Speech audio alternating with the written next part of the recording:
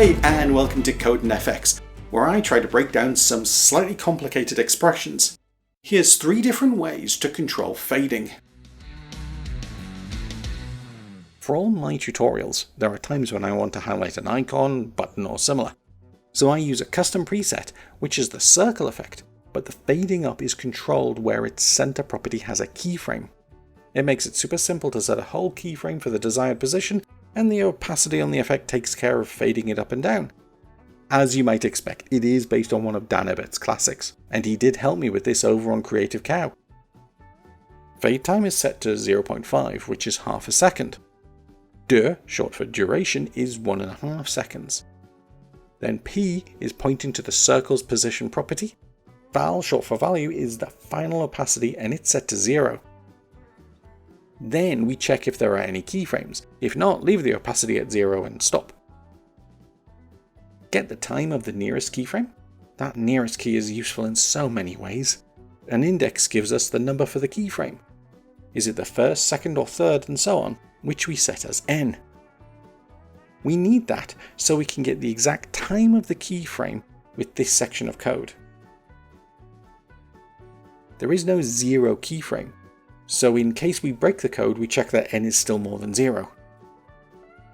Then we set t as a variable of the keyframe's time, and use that to see if the current time is in the past. If it is, we use the linear expression with the time as the driver.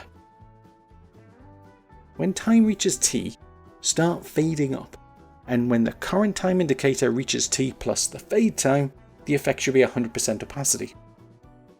But if the time is now greater than the time of the keyframe, use another linear expression to fade down, this time combining the keyframe's time with the duration and fade time.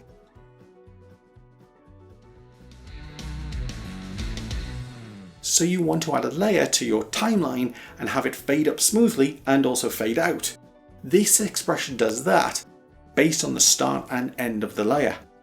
Here we set the fade time to be 0.2 or 1/5 of a second. Then we make a variable st and set it to be the layer's inpoint. This is a time value and works even if you extend or shorten the layer. You'll notice I generally include var when declaring a variable. That's from my web development background, and I consider it good practice. It is not needed for After Effects, but I prefer the old ways.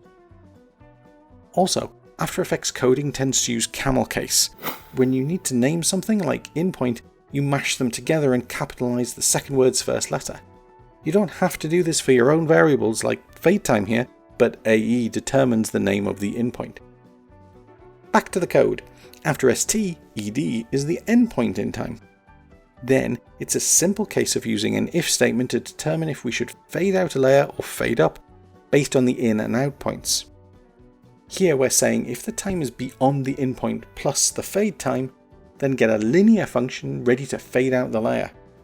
Use time as the driver, and when the out point minus the fade time is reached, start the process and complete it to the endpoint. But if the time has not yet reached the endpoint, get another linear function ready, this time to fade up the layer. This is a nice expression that's been bouncing around the internet since the dawn of expressions. But all it really does is use the layer markers to control the length of the fade, as it still uses the in and out points of the layer. Wouldn't something like this be better? Where odd numbered markers fade up the layer and even ones fade it down.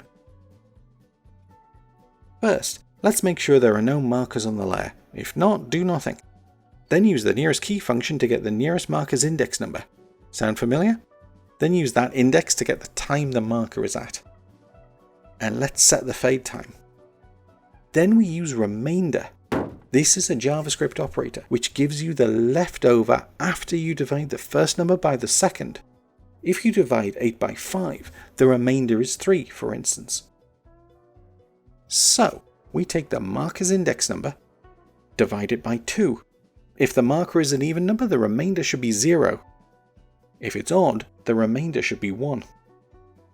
Triple equals is a way to tell JavaScript to only accept 1, nothing else, not 1.1, not 1.0001, or the word 1, just the pure integer. So if the marker is an odd numbered marker, its index equals 1, then fade. But instead of just boring old linear, this time let's use the ease function, which is the same as easy ease. Using time as the driver, fade up between the marker's time and the marker's time plus the fade duration, and the reverse is used if the marker is even. So that's it! 3 really useful ways to trigger a change in opacity without needing keyframes.